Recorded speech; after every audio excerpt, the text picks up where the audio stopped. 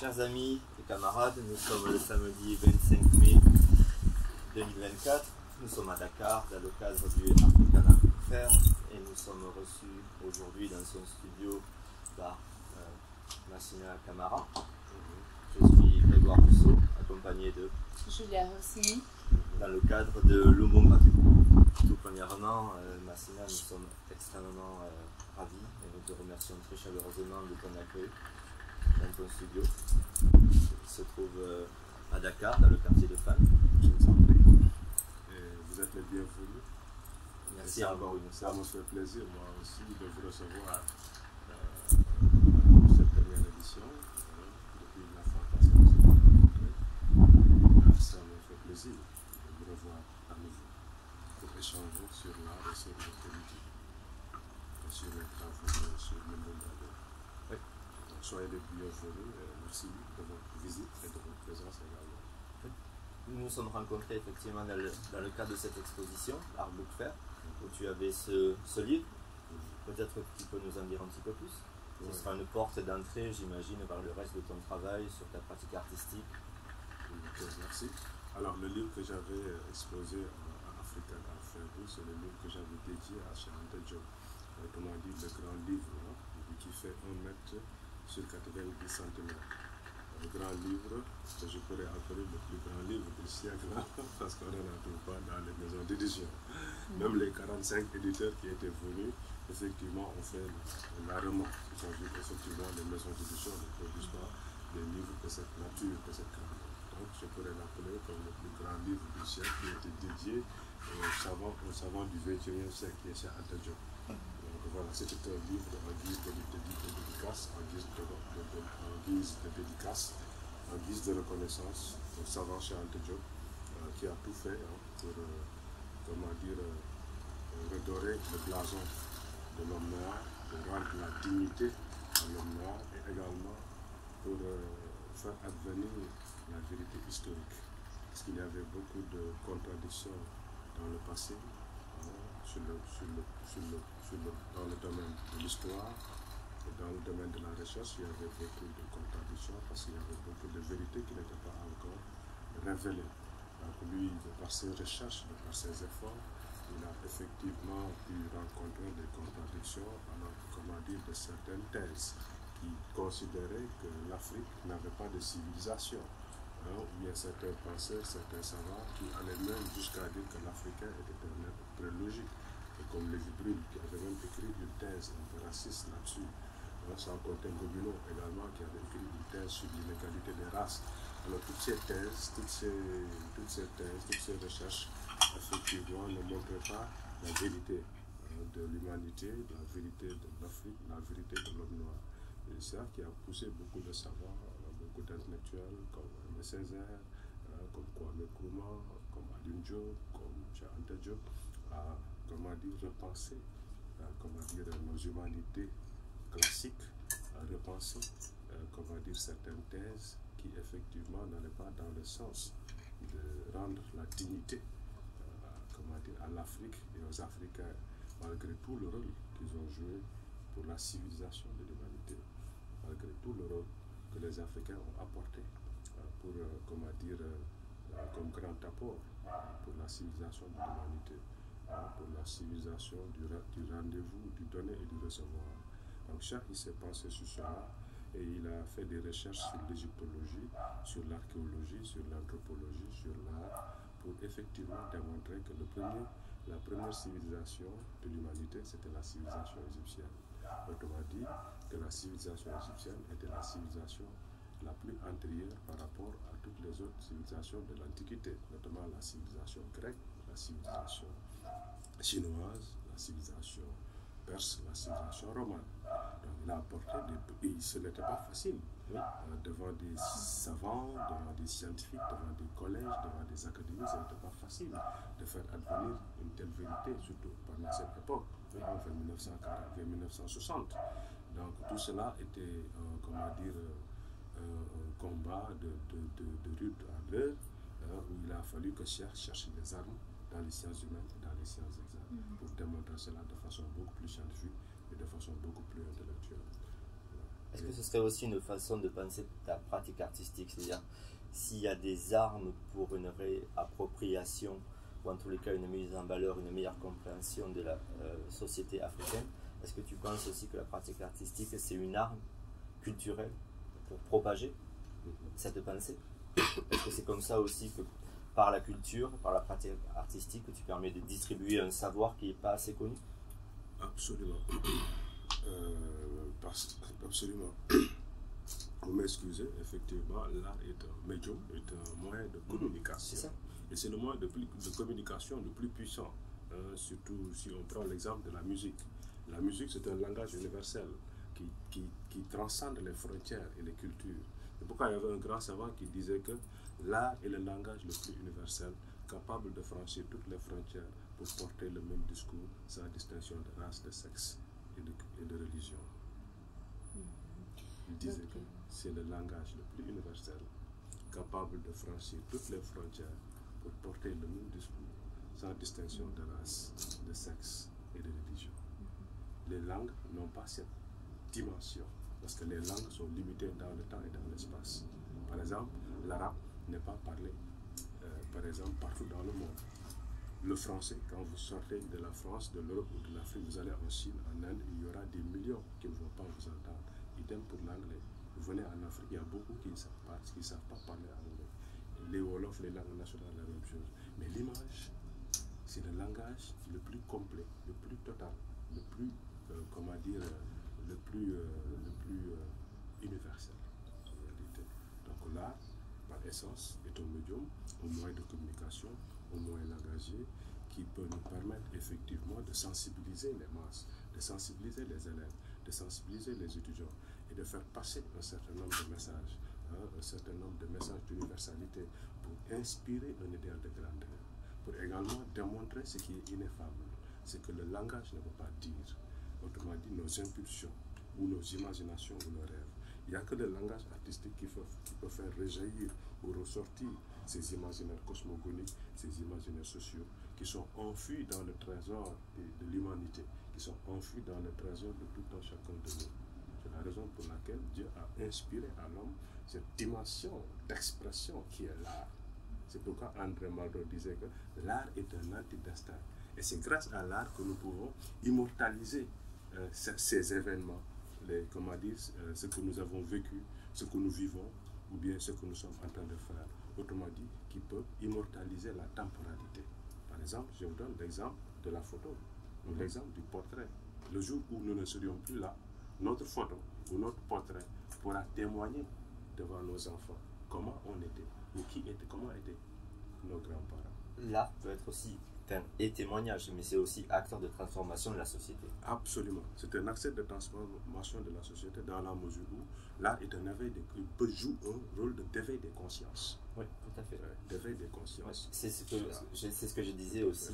C'est ce qui peut aussi peut-être permettre de passer à une conscience réelle, à une conscience possible. Absolument. Absolument. Tout à fait. Parce que dans la vie, il y a deux dimensions dans ce que nous appréhendons. Il y a ce qu'on appelle la dimension de l'affect, qui relève de la dimension affective, et la dimension de l'intellect. La dimension de l'affect, c'est ce que nous voyons, a priori, ce que nous ressentons. A priori. Ça c'est un grand mot, ça. Vous voyez? Maintenant, l'artiste, il travaille avec l'affect pour pouvoir le ramener à l'intellect, sous forme de discours codé, qu'il essaie de faire passer, pour le transmettre, et pour réveiller. Pour transmettre. Donc, qui transmet? Transmet quoi? Transmet un certain nombre de messages. Pourquoi? Pour réveiller, pour sensibiliser ou pour partager quelque chose. Je serais intéressée de vous demander plus, parce que quand on vient de se connaître à la African Art Book Fair, et on vient de connaître aussi votre travail, votre pratique artistique, j'ai connu aussi votre pratique à niveau d'enseignement comme professeur. Et l'aspect pédagogique que votre travail a, j'ai eu l'occasion, la chance, vraiment c'était une chance d'avoir une très très belle conversation avec vous et 3 filles de votre cours. Et j'ai été vraiment étonnée par la poésie, par les livres que cette fille ont créés ensemble avec vous. Donc je vous demande aussi de nous parler plus de cet aspect pédagogique des projets culturels que vous avez réalisés jusqu'à maintenant pour les jeunes, avec les jeunes, dans ce cadre. Voilà, merci beaucoup. Alors, au-delà de la création artistique, au-delà de ma dimension artistique, effectivement, j'interviens en tant que professeur dans le lycée, plus précisément au lycée Ngalandou Diouf. J'interviens aussi à l'université numérique, que l'on appelle aujourd'hui l'université numérique Chamirou Kane, l'ex-UVS, dans la filière art graphique et numérique. Alors, dans le cadre de l'enseignement, dans le cadre de la pédagogie, effectivement, souvent, j'essaie d'engager, les enseignants et les élèves dans une approche pratique, pour les faire comprendre, les différentes manipulations de l'esprit et les différentes manipulations de la matière qu'ils peuvent faire. Autrement dit, j'essaie de réveiller la créativité et l'imagination qui sommeillent en eux. Parce que chaque individu a trois facultés. Il a à la fois la faculté raisonnante, la faculté mémorisante et la faculté créatrice. Or, la faculté créatrice n'est pas suffisamment développée dans les systèmes éducatifs de façon générale, notamment dans nos systèmes éducatifs. L'école est en quelque sorte un lieu qui tue en réalité la créativité de l'individu, surtout dans certains systèmes. C'est pourquoi beaucoup de formés des systèmes deviennent des gens très cultivés, qui maîtrisent l'histoire, les sciences, ou bien le droit, l'économie. Mais nos systèmes ne font pas beaucoup de créateurs. On n'a pas beaucoup de scientifiques créateurs, on n'a pas beaucoup de grands artistes créateurs. Les gens qui sont dans l'administration ne sont pas créatifs, ne sont pas imaginatifs. Souvent, ils se réservent des clauses de l'administration, alors que quel que soit le bord dans lequel on se situe, on doit être créatif pour pouvoir pousser des choses, que ce soit dans l'administration, que ce soit dans le privé. Alors, donc, constatant cela dans nos systèmes, qu'il y a une panne de créativité chez les apprenants et chez les élèves, donc il était question pour moi, de travailler avec d'autres artistes qui nous viennent de l'extérieur. Par exemple, dans mon lycée, il y a un professeur portugais qu'on appelle Adjo Djouma, qui est très, très, très enthousiaste et très initiatif, qui a beaucoup d'initiatives, qui fait venir chaque année dans mon lycée des artistes portugais. Donc, c'est à partir de ce moment qu'on a créé au lycée Ngalandou Diouf des ateliers pédagogiques avec l'ambassade du Portugal qui nous faisait venir chaque année 2 artistes ou 3 artistes et même des architectes au lycée pour travailler avec des élèves sous forme de workshop, sous forme d'atelier. Et les années suivantes, il y a AFAP qui m'a donné, African Art Books, qui m'a donné l'initiative de pouvoir travailler avec eux et de pouvoir inviter des élèves dans le cadre d'un projet pédagogique pour réfléchir sur la dynamique du livre et pour travailler également avec les élèves sur la question du livre d'art, ce qui n'est pas connu dans nos manuels scolaires, ce qui n'est pas connu dans nos maisons d'édition ici. Donc c'est une ouverture, c'est une façon que AFAP, c'est une chance que AFAP, African Art Book, m'a offert avec mes élèves pour réfléchir sur comment interroger ou associer les élèves dans le cadre du travail et des livres d'art pour permettre aux élèves de pouvoir imaginer, inventer ou créer leur propre livre. Parce que chacun a un livre intérieur. C'est ce que les penseurs appellent le livre intérieur, le livre qui est en nous. Les vécus que nous avons, les expériences que nous avons, ou les histoires que nous avons vécues. Tout cela sont en nous. Donc il faut donner à l'élève cette occasion, cette possibilité de pouvoir consulter son imaginaire, de pouvoir consulter sa capacité imaginale et son expérience pour pouvoir l'exprimer à sa façon, sous forme de livre d'art. Ce qui est une entreprise, une expérience enrichissante à la fois pour nous les enseignants et également pour les élèves et pour les autres qui viennent visiter ou découvrir ce que parlent, ce que disent les enfants, ce que disent les élèves. Voilà. Parce que le livre est aussi un objet de partage. Absolument.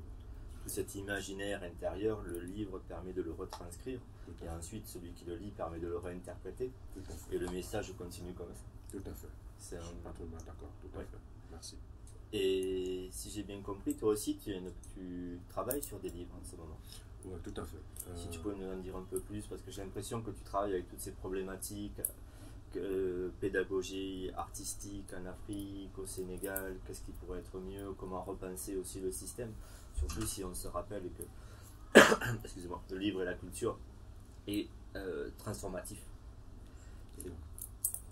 Tout à fait. Si tu peux un petit peu expliquer ta démarche. Oui, tout à fait. Alors, depuis 10 ans, je m'interrogeais sur les problématiques de l'art en Afrique et au Sénégal. Depuis presque 60 ans, depuis les indépendances, les artistes se sont déboussolés, perdus, à cause des nouveaux systèmes politiques et des nouvelles orientations des États d'après les indépendances. Parce que dans le passé, avant les indépendances, avant la colonisation, en Afrique, il y avait ce qu'on appelait des grands centres artisanaux, qui regroupaient les génies ou les talents, qui étaient formés par des maîtres sous forme d'initiation, sous forme d'initiative. Parce que dans chaque famille, il y avait un certain nombre de détenteurs d'un savoir-faire en Afrique. Les Africains étaient par essence créatrices et créateurs. Donc dans chaque famille, dans chaque ethnie, il y avait des détenteurs d'un certain nombre de savoir-faire, autrement dit d'un certain nombre de technocraties.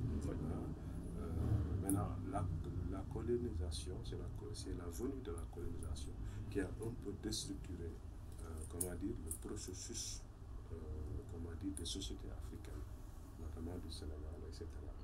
Alors cela a un peu déstructuré les choses, parce qu'il y avait même ce qu'on appelle des destructions des grands centres artisanaux par les puissances coloniales.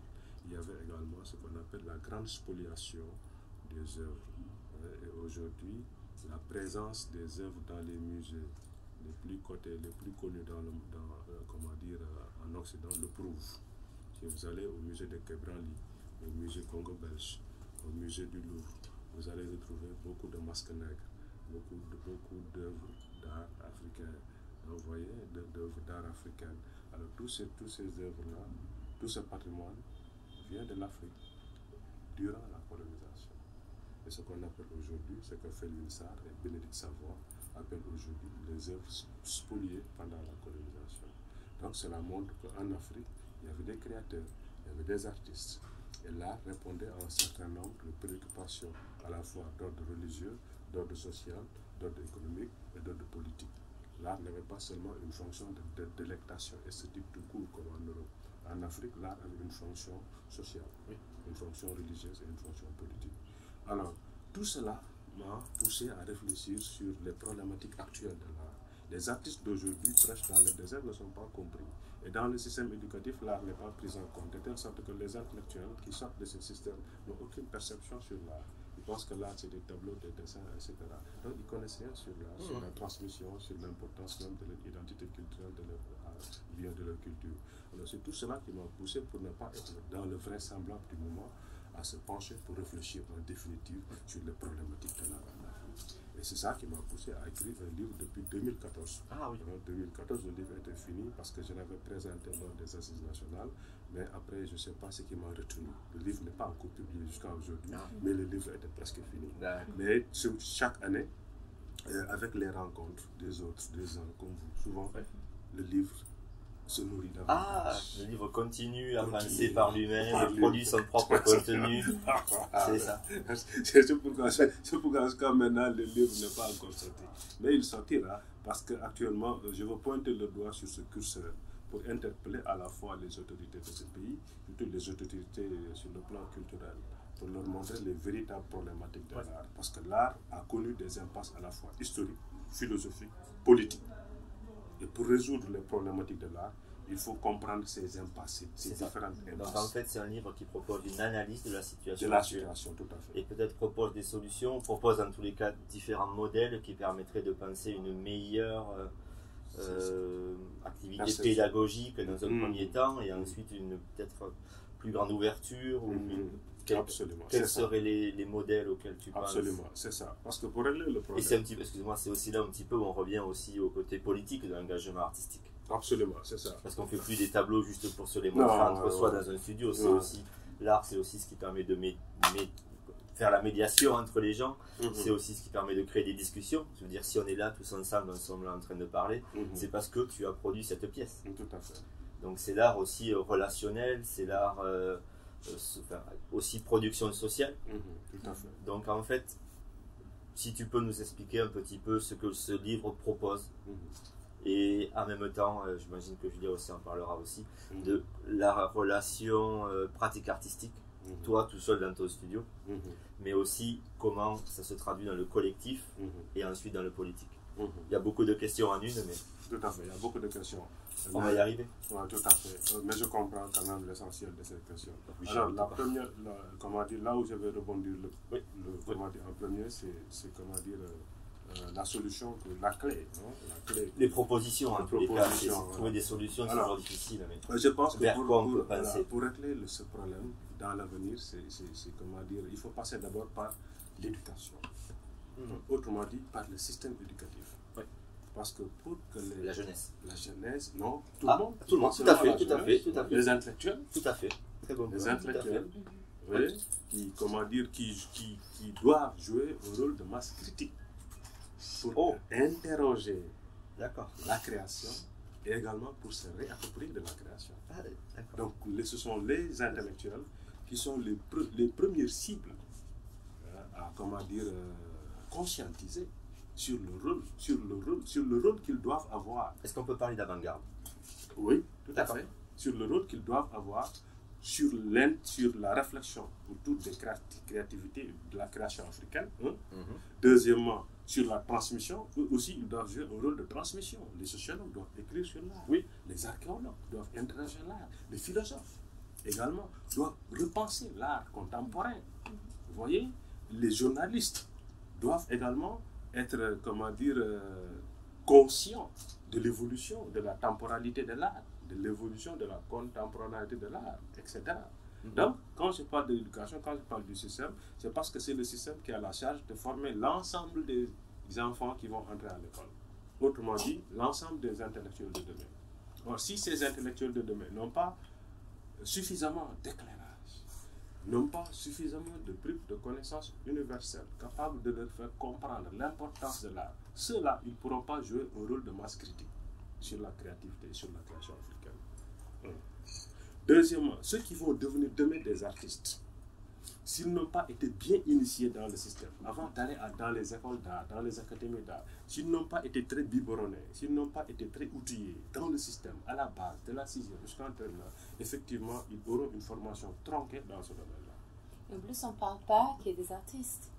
Parce qu'en parlant d'éducation liée à la culture, la production culturelle, à la transmission de l'héritage africain, comme tu nous parles maintenant, de l'idée de revisiter l'art, recomprendre l'art et l'engagement politique, ça touche pas que la figure de l'artiste créateur, mais la figure des producteurs culturels, des futures générations qui vont travailler, reprendre le musée, qui vont peut-être s'intéresser au travail des artisans dans les villages, comment on peut valoriser ça.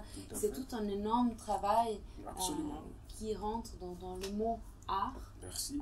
Et éducation. Oui. Qui rentre dans le mot art et éducation. Et c'est pourquoi j'ai pointé le doigt sur l'éducation, sur le système. Parce que c'est le système éducatif qui forme à la fois les futurs acteurs culturels, les futurs mécènes, les futurs curateurs, les futurs historiens de l'art, les futurs historiens. Donc tous ces intellectuels qui vont tourner autour des galeries, des musées, autour de la création, tous ces intellectuels sont formés par le système éducatif. Donc si dans le système éducatif, les disciplines créatrices, l'art et la culture ne sont pas enseignées comme ils devraient l'être, ne sont pas enseignées de façon technique, de façon scientifique, ces gens-là qui vont travailler demain dans les instituts, dans les musées, dans les galeries, dans les ministères, n'auront pas suffisamment d'informations, n'auront pas de base réelle pour pouvoir comprendre le message des artistes et également pour pouvoir comprendre l'art depuis sa genèse et dans son évolution, dans le temps et dans l'espace. Et c'est vrai que vous faites un travail subtil dans un environnement qui est complètement stressant quand on appelle une relation entre pays, culture globale. C'est quand même un environnement qui est très très difficile à gérer, se positionner. Et vous nous avez maintenant beaucoup raconté par rapport à votre pratique et le fait quand même de participer à des foires, par exemple African Art Book Fair. Ça permet une ouverture, ça permet de votre part, je pense, de redéfinir encore plus vos travail parce que vous sentez cette force de l'extérieur. Donc, ça vous donne aussi une chance en plus de répondre d'une façon. Tout à fait, tout à fait. C'est une chance, c'est une ouverture, c'est une occurrence, c'est une audience. Oui. Audience à la fois internationale parce que l'African Art Fair Book fait venir chaque 2 ans des architectes, des éditeurs, des artistes, des critiques d'art, des journalistes, des mécènes, bref, des intellectuels qui nous viennent de beaucoup de pays différents. Ce qui fait que c'est des moments importants pour échanger avec tous ces intellectuels, tous ces artistes, ces critiques sur la problématique de l'art de façon générale. C'est important pour nous. Deuxièmement, également pour partager avec eux les problématiques que nous vivons. Parce que pour résoudre aujourd'hui le problème de l'art dans le monde, il ne s'agit pas seulement de s'enfermer, dans son contexte tout court. Parce que l'art est universel. Oui. L'art, n'est pas seulement pour les artistes, mais c'est pour l'humanité, c'est pour les États, c'est pour les pays. Les créateurs, ils ne créent pas pour eux-mêmes, ils créent pour leur société. Mais il faut que les intellectuels, il faut que les décideurs, les autorités le comprennent dans ce sens. Les artistes ont un savoir-faire, ils ont des lunettes du monde, ils ont des inspirations, donc ils ont de la générosité, ils produisent pour le transmettre, pour partager et pour participer à l'édification des identités, de leur culture, et également pour les partager, également pour participer sur la création de façon générale. Quand on parle de création, elle repose sur l'imagination, sur la créativité, qu'elle soit scientifique ou artisanale ou artistique. Donc ils créent, ils réinventent des techniques de création dans la peinture, dans la sculpture, dans l'architecture, dans le design, dans le textile. Et tout cela entre dans ce qu'on appelle la fabrication. Ça booste également le développement technique et industriel et artisanal des pays de façon générale. Donc les autorités doivent l'appréhender dans ce sens-là pour savoir que s'il n'y a pas de créativité dans les domaines artisanaux, dans les domaines techniques, dans les domaines scientifiques, dans les domaines artistiques, évidemment il n'y aura pas d'évolution, d'innovation technique dans ces domaines-là. C'est aussi un petit peu ma question. Si tu penses que l'art est acteur de transformation de la société, est-ce que tu te considères toi comme artiste militant? Absolument. Moi, je me suis engagé dans l'art du militantisme, pas dans l'art bohémien.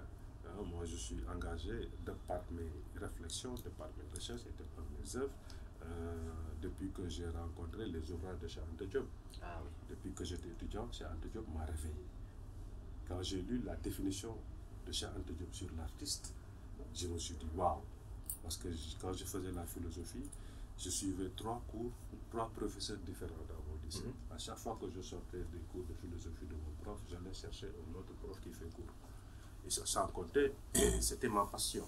Ma passion, c'est pas l'art. Ma passion, c'est la philosophie. Donc j'ai essayé de faire des recherches sur tous les philosophes qui ont écrit sur l'art, qui ont parlé sur l'art. Et la définition de Cheikh Anta Diop me paraît la définition la plus globale, la plus parfaite, la plus complète. Parce que Cheikh Anta Diop disait que l'artiste, c'est celui qui doit essayer de pointer le doigt au cœur des problématiques de sa société. L'artiste doit savoir exécuter des œuvres nobles dans le but d'inspirer un idéal de grandeur à son peuple. Il dit que c'est en cela qu'il aura répondu, dans la mesure de ses dons et de ses capacités, à répondre aux exigences de son temps et de son époque. Qu'il soit architecte, musicien, écrivain, peintre ou sculpteur. Quand j'ai lu cela, je me suis dit que ça, c'est une définition la plus engagée, la définition la plus complète de l'artiste. Donc l'artiste ne doit pas être un bohémien, ou bien un surréaliste, ou bien un dadaïste, mais il doit pouvoir s'interroger sur les problématiques de son temps et de son époque, pour apporter un idéal de grandeur, pour faire rêver, ou pour faire bouger la dynamique créative. Donc voilà comment Cheikh a défini l'artiste. Et donc Cheikh m'a réveillé en tant que passionné, ou disciple comme vous voulez, il m'a révélé sur la posture que l'artiste contemporain doit avoir dans son pays et dans le monde. Vous voyez?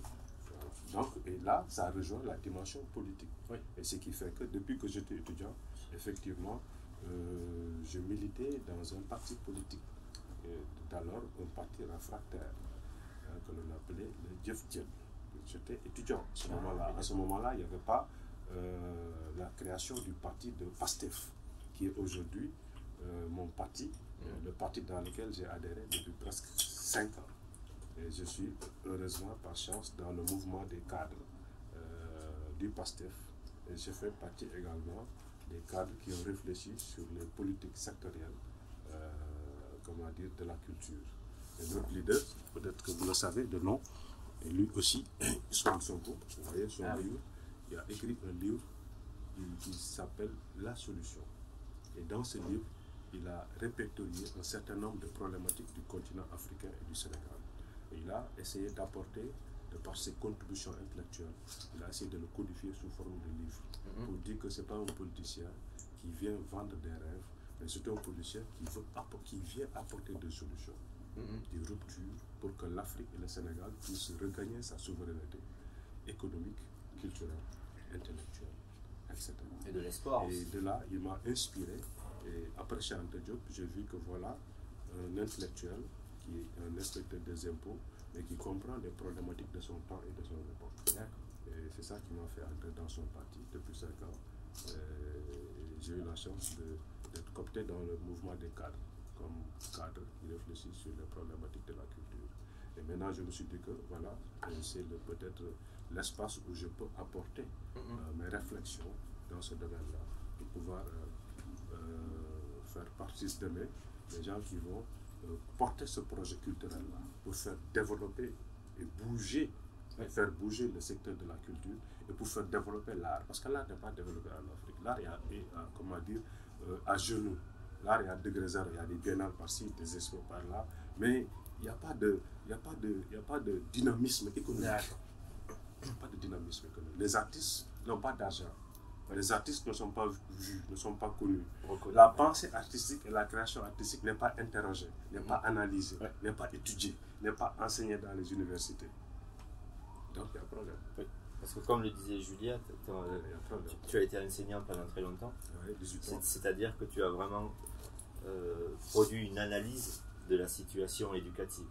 Donc peut-être dans un second temps, tu serais à même de définir peut-être comment passer à l'action. Tout à fait. C'est ça? Tout à fait. Tout à fait. Alors, quelles seraient les structures possibles? Alors, bon, tu peux reformuler encore la question? Étant donné que tu as été enseignant pendant 18 ans, tu connais bien la situation concrète. Tout à fait. Donc peut-être dans un second temps, tu es en capacité d'imaginer des structures plus à même de produire une éducation, un contexte pédagogique pour les élèves, plus à même de comprendre leur propre histoire, plus à même de développer une conscience pas plus élevée, mais plus... comment tu dirais toi? Je pensais aussi par exemple, des solutions dans le sens de la création d'infrastructures, ou bien pendant notre voyage, on a visité des espaces indépendants, par exemple. Et ça, c'est une réalité qui renforce la communauté. C'est des espaces où les gens peuvent se retrouver, s'échanger sur des livres, sur la culture. Mais c'est vrai que maintenant, je ressens de vos mots qu'il en faudrait plus. Il faudrait plus d'espace pour les artistes. Il faudrait plus de fonds pour les artistes, des résidences, des cadres où les artistes ils ont un lien direct avec la culture. Ils peuvent présenter leurs œuvres, pas seulement dans les plus grands musées, mais aussi dans des espaces différents.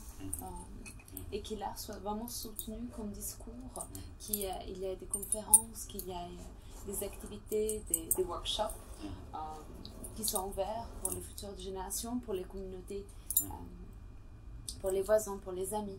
Donc voilà, je pense que vous avez beaucoup à dire sur cela, sur les plans. Ouais. Alors, pour ce qui est des élèves, je vous dis que depuis 18 ans, j'ai tout donné.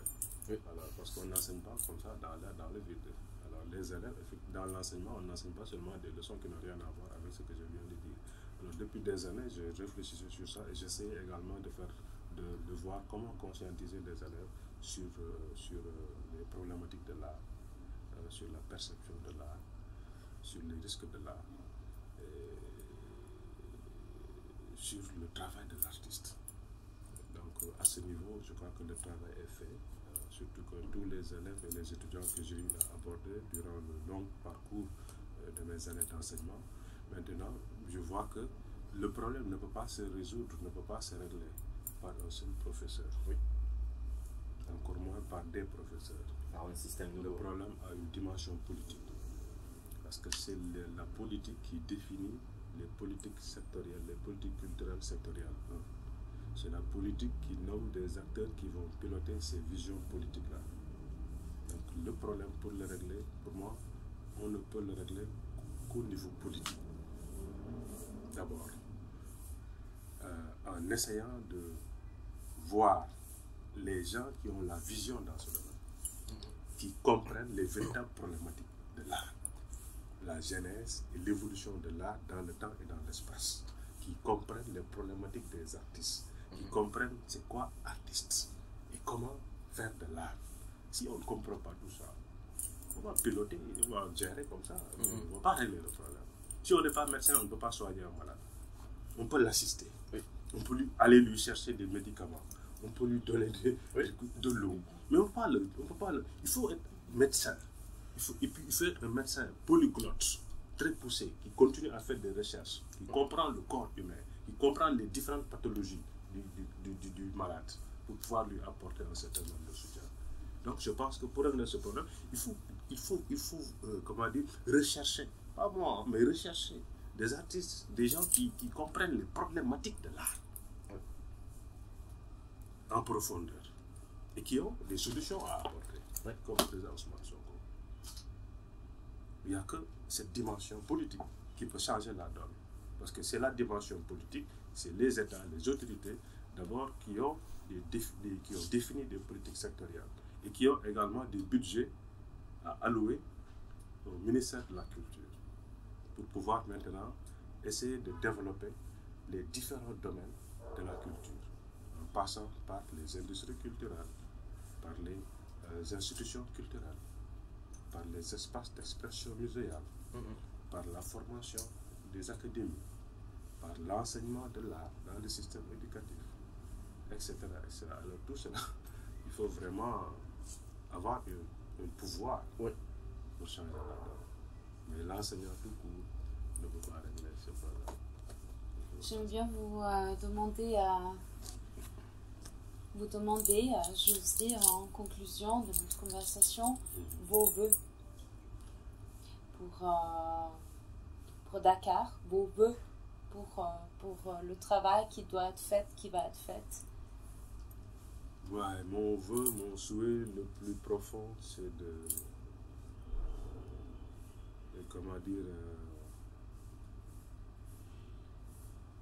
c'est de porter la robe d'avocat pour pouvoir continuer à plaider pour les artistes, pour l'art, pour l'importance de l'art, pour l'importance de la culture, etc. C'est ça mon vœu. Et je compte m'investir dans cela pour pouvoir apporter ma modeste contribution aux décideurs, aux leaders, aux autorités qui sont aujourd'hui au sommet de l'État, et qui sont nos autorités, nos leaders. Je compte leur apporter ma modeste contribution en essayant de publier les 2 livres que j'avais commencé à écrire. Je vais les publier dans Sous-Botedan et les remettre à qui de droit, et également soutenir mes amis qui viennent d'être nommés, comme notre commissaire de la culture, Serigne Gueye, qui est nommé le directeur du Grand Théâtre, et également notre secrétaire d'État, M. Dr Bakary Sarr, qui est professeur d'université à l'Université de Diop, et qui est nommé le secrétaire d'État chargé de la culture et des industries culturelles. Donc je veux leur apporter ma modeste contribution, comme je l'ai toujours fait dans le cadre de notre parti. Je veux leur apporter mes réflexions, mes contributions pour que le domaine de la culture puisse être un domaine dynamique qui participe à l'évolution de la perception, qui participe à la recherche, à l'éducation, à la recherche et au développement, qui participe à l'éducation, à la recherche et au développement. Voilà, c'est ça mon rêve, en tant qu'artiste, en tant que professeur. Merci. C'est à moi de vous remercier. Merci d'être passé me voir dans mon atelier et discuter et échanger avec moi sur un nombre d'aspects. Je vous remercie beaucoup. Vous m'avez beaucoup inspiré aussi de par nos échanges. Ça a été très riche, très fructueux depuis le 16. Oui, merci beaucoup. Merci, ça va dans les deux sens. Oui, merci. Partagez. Absolument. Absolument. Alhamdulillah.